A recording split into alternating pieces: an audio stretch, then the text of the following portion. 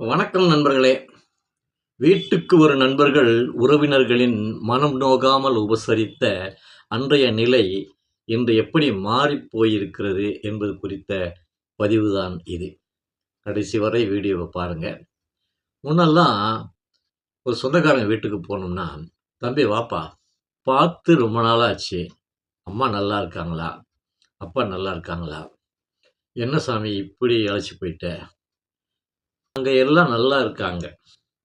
நீங்க எல்லாரும் எப்படி இருக்கீங்க?" உடனே, "எல்லாம் நல்லா இருக்கோம் சாமி. கையை கழுவிட்டு வா, 2 தோசை ஊற்றி தரேன், சாப்பிட்டுட்டு போ" அப்படின்னுவாங்க. பாப்பா மாமாவுக்கு கை துடைக்க துண்டு எடுத்து கொடுத்துட்டு, "சூடாக தோசை ஊற்றித்தாம்மா." "அத்தை, நான் வரும்போதே சாப்பிட்டு வந்துட்டேன் அத்தை. என்னால் இப்போல்லாம் சாப்பிட முடியாது அத்தை. தண்ணி மட்டும் கொடுங்க போதும்" அப்படின்னு. "இந்த தண்ணியை குடிக்கவா இவ்வளோ தூரம் வந்த? பாப்பா அப்படியே தோசையை தட்டில் போட்டு இங்கேயே கொண்டாந்து கொடுமா. மாமா இப்படியே உட்காந்து பேசிட்டு சாப்பிடட்டும்." அப்படி இப்படி பேசியே ஒரு 4-5 தோசையை சாப்பிட வச்சுடுவாங்க. அடுத்து வந்த விஷயத்த சொல்லிட்டு நாம் கிளம்பும்போது, "இருந்துட்டு சாயங்காலமாக போகலாம்ல?" "இல்லை அத்தை, வேலை இருக்கு, அவசரமாக போகணும்.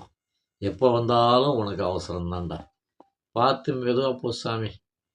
அம்மாவை கேட்டேன்னு சொல்லி ஒரு 4 நாளைக்கு அம்மாவை கூட்டிகிட்டு வாப்பா. இங்கே என் கூட இருக்கட்டும்.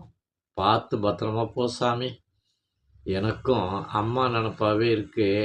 முடிஞ்சால் அடுத்த வாரம் வர்றேன்னு சொல்லு." இது அன்றைய நாள் உபசரிப்பு. உறவுகள் தொடர்ந்தன.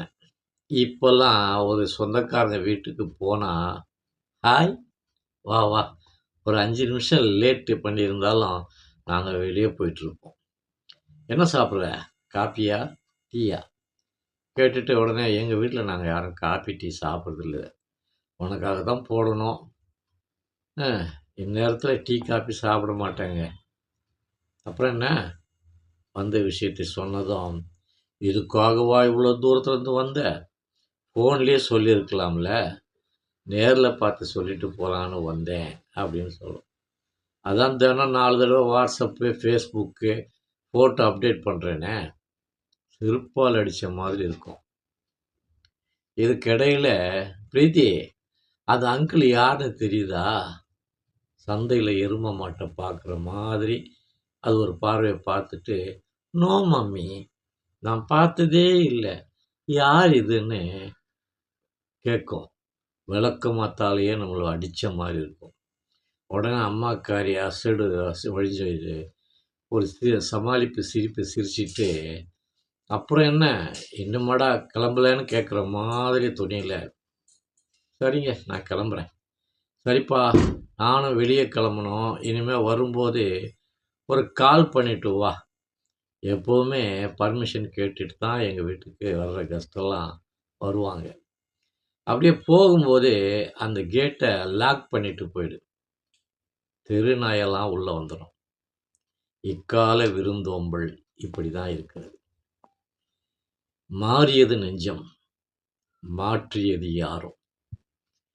இதுக்கு முன்னாடி விருந்தும் மருந்தும் 3 நாளைக்கு தானமே அப்படிங்கிற ஒரு வீடியோ நான் போட்டிருக்கேன். வாய்ப்பு உள்ளவர்கள் அந்த வீடியோவை பிளேலிஸ்ட்டில் இருக்குது, எடுத்து பார்த்து லைக் பண்ணுங்கள், ஷேர் பண்ணுங்கள், சப்ஸ்கிரைப் பண்ணுங்கள். மீண்டும் இன்னொரு பதிவோடு உங்களை சந்திக்கிறேன். நன்றி, வணக்கம்.